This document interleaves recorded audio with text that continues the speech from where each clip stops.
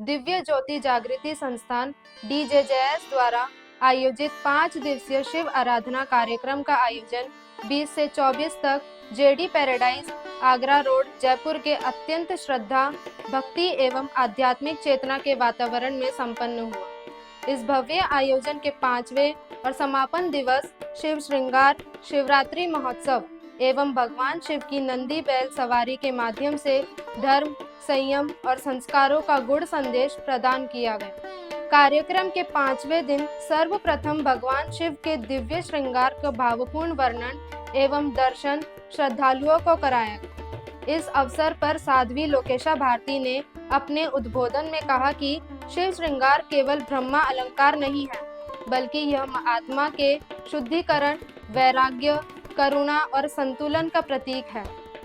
भस्म, जटा, चंद्रमा, गंगा और रुद्राक्ष ये सभी तत्व यह दर्शाते हैं कि भगवान शिव भोग में नहीं, बल्कि त्याग, साधना और चेतना में प्रतिष्ठित है। शिव श्रृंगार मानव को यह प्रेरणा देता है कि जीवन में सादगी, संयम और आत्मबोध ही वास्तविक सौंदर्य। इसके बाद शिवरात्रि महोत्सव के आध्यात्मिक महत्व पर प्रकाश डालते हुए साध्वी ने कहा कि शिवरात्रि केवल एक पर्व नहीं, बल्कि अंधकार से प्रकाश की ओर, अज्ञान से ज्ञान की ओर और विकार से विवेक की ओर जाने की दिव्य रात्रि है। यह रात्रि आत्मचिंतन, साधना और शिव तत्व से जुड़ने का श्रेष्ठ अवसर प्रदान करती है। शिवरात्रि का संदेश ब्रह्मा जागरण का नहीं, बल्कि आंतरिक जागरण का है, जहां मानव अपने भीतर छिपे दिव्य तत्व को पहचानता है। इस अवसर पर भगवान शिव की नंदी बैल पर आरूढ़ सवारी और प्रसंग को अत्यंत भावपूर्ण और प्रतीकात्मक रूप में प्रस्तुत किया गया।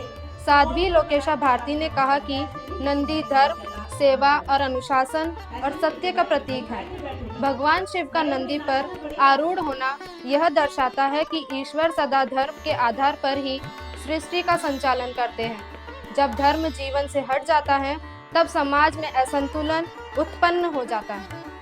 उन्होंने वर्तमान समाज की स्थिति पर प्रकाश डालते हुए कहा कि आज का मानव भौतिक प्रगति की दौड़ में धर्माचरण और नैतिक मूल्यों को भूलता जा रहा है। सुविधाएं बढ़ रही हैं, परंतु संस्कार और संयम पीछे छूटते जा रहे हैं। इसी कारण आज समाज में तनाव, असंतोष, पारिवारिक विघटन और मानसिक अशांति बढ़ रही है।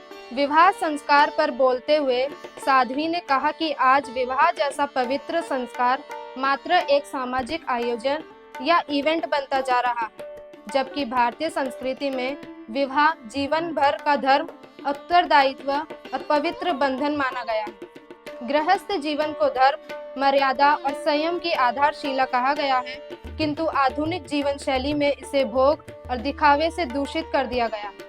उन्होंने स्पष्ट किया कि जब विवाह और पारिवारिक जीवन से धर्म का स्थान समाप्त हो जाता है, तब रिश्तों में असंतुलन, अविश्वास और विघटन स्वाभाविक हो जाते हैं। धर्मयुक्त गृहस्थ जीवन ही समाज को स्थायित्व, संस्कार और संतुलन प्रदान कर सकता है।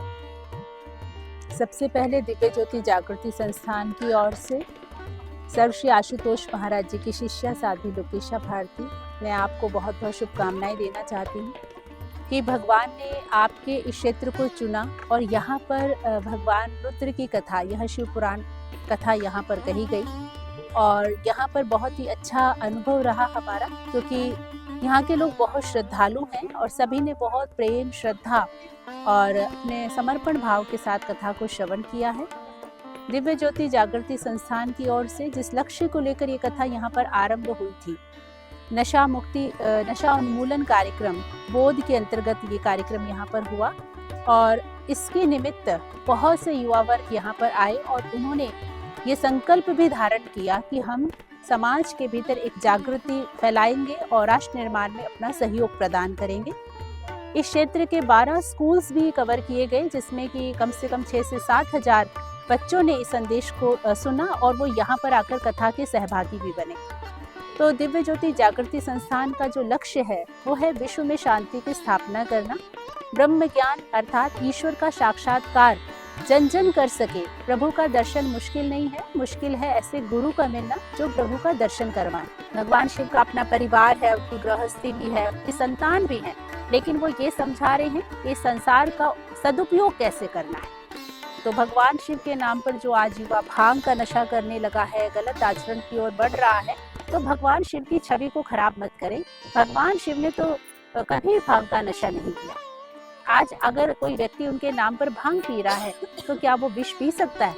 विष तो वो नहीं पी सकता।